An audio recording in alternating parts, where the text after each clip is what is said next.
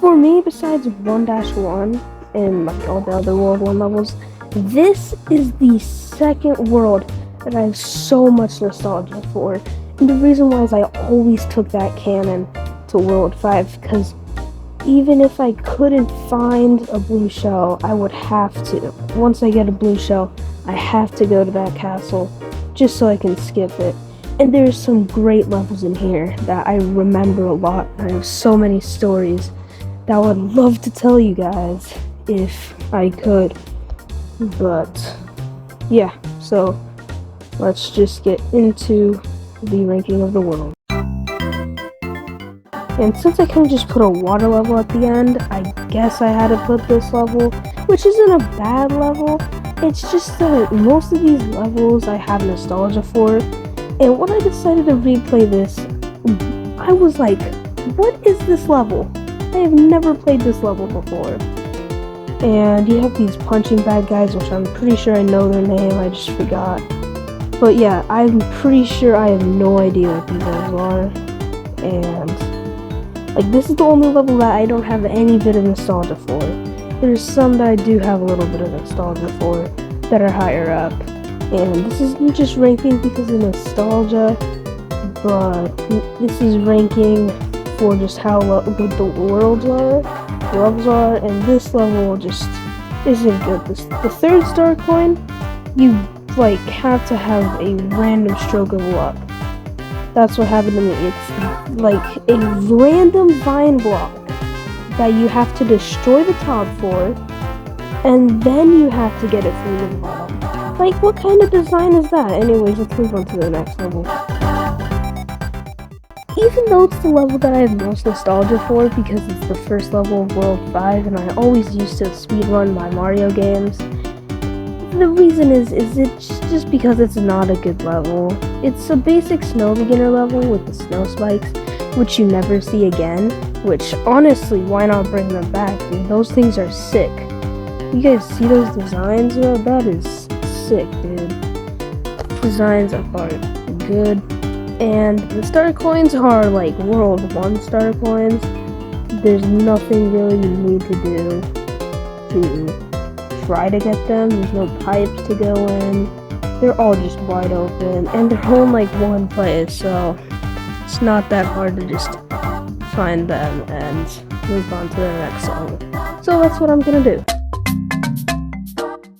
And now this level, it's not really bad, but again, I don't have nostalgia for it, and it's also just a boring level. I mean, there's Goombas, and there's Koopas, and the stupid second star coin. I mean, it's kind of hard, and I like the challenge, but dude, this level is so slippery. Why does there have to be ice everywhere? And the third star coin, and there's a secret exit where you have to have the blue shell. Like, how are you supposed to keep the blue shell over that ice section that you guys just saw? Like, that is so dumb. Unless if you just have it in like your backhand, which I guess you can get from the mushroom houses. But yeah, the secret exit is honestly stupid. And it only takes you to the castle, which from here is like 3 levels away. So you're really gonna just play like 50 levels just to try to get the blue shell. Like, so let's just move on to the next level. So this level is definitely probably number 1 on nostalgia in this game. But it's not the best level, obviously. And I want to tell you a story, but let me just get done with the ranking first. The Spinies are everywhere, and I'm pretty sure you only see those in the rest of the world. You don't see them again in this world.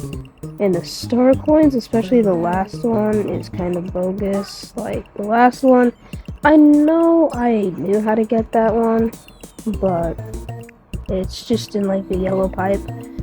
Right there, that yellow pipe. You had to just carry the spring over it, or you could do that. I'm not that advanced though. So let me tell you the story. So one time, my friend, we'll call him, what should I call him? We'll call him Bob. He brought his DS to school, and this DS wasn't anything too special. It was mainly just a normal DS Lite. It was red. And he brought it, and then he loaded up World 5, World 5-2, is when I got into school. That's what I saw. He didn't end up getting it taken away, which, you know, it was elementary school. But anyways, yeah, this is and then he got like all the star coins, which, you know, I was like, yo, maybe I should bring my 2DS to there. Yeah, I should. I didn't. I forgot about it all.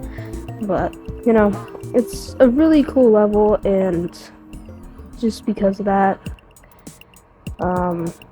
yeah, it's just a really good nostalgia level for me. And honestly, I don't think I would have done anything. Well, you know, I'll tell you another story I'll do like a short explaining why I got into Mario. Anyways, let's just move on to the next level.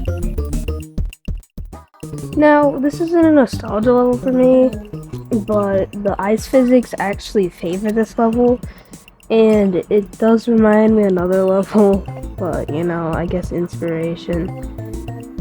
So yeah, the star coins are just like 5-2, and there's a mini mushroom pipe that I have no idea where that leads to. So I don't know if this guide will show me. I wish it would, but that kind of sucks. I would love to know where that thing takes me, and that vine too, but I guess not, you know.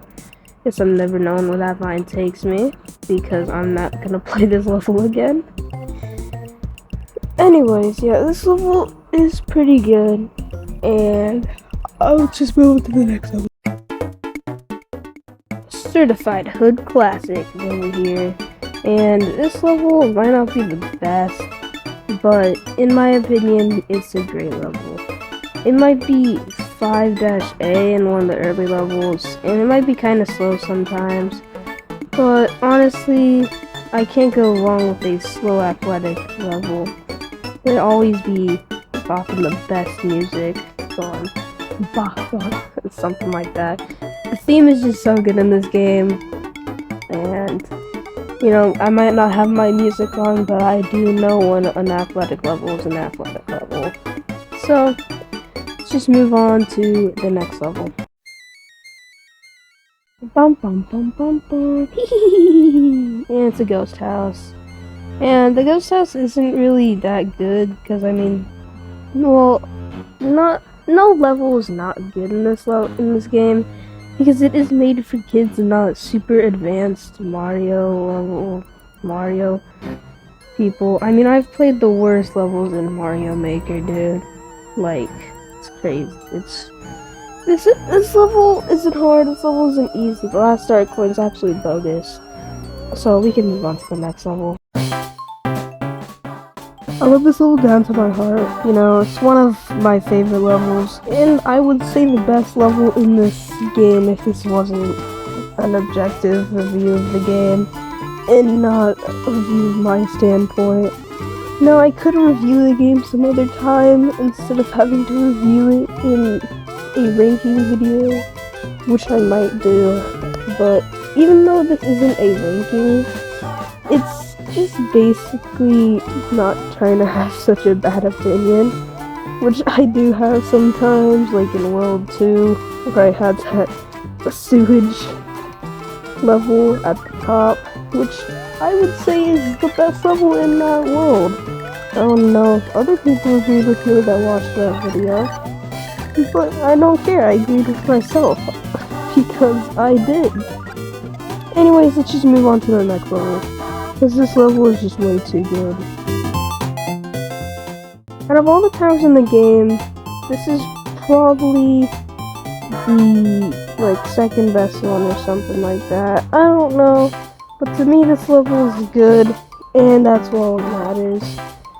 It just makes me feel like I'm back having my DS in my hands instead of a 2DS, definitely not an emulator. Editor, I saw what you did last time, you better not do that again.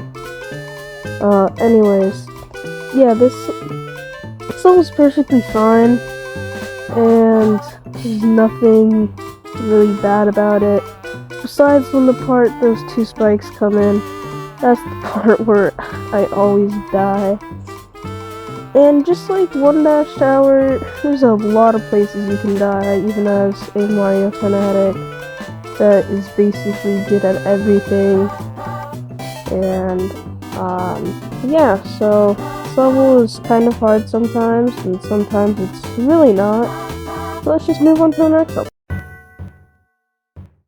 So this level is probably my favorite. You know, even though you have to be Mini Mario for this, you don't get Mini Mario, because unlike World 2, where it wasn't there, in World 4 you can take a cannon to World 7, and that's what I will be doing, just for the sake of my sanity, and also not having to do it in school where I could be caught. So, yeah, this is a good level, and I remember playing this, and the first star coin is pretty hard to get. You have to jump on things, mainly the spring, and then you can just, and then like the last star coin isn't hard, you just need to get a good timing on it. Or you could be Mini Mario, but Mini Mario actually sucks at it. What I meant to say is, yeah, it's just a power down, and I mean, you can get it from there if you're lucky, but that would take a long time to get, and like you can see here, he took like 5 minutes, not 5 minutes, 10 seconds just to get Mini Mario for the last star coin. So, and yeah, you could do what I did, which is just running and jumping after destroying the dry bones, which is definitely not the best thing to do, but you know, I did end up getting it, and PD Piranha is not that hard, so I'll just move on. So you made it to the end of the video. Why not subscribe? Subscribing is free, you can always unsubscribe later. And what's the game that got you into Mario is what I want to ask you guys today. I don't know if I'm going to be doing these questions every time, but I just thought of this, so what is the game that got you into Mario? And if you don't, just type a random game. Like, what got you into gaming if you don't have a favorite Mario game? Or just like a random Mario game if you want to. But anyways, yeah.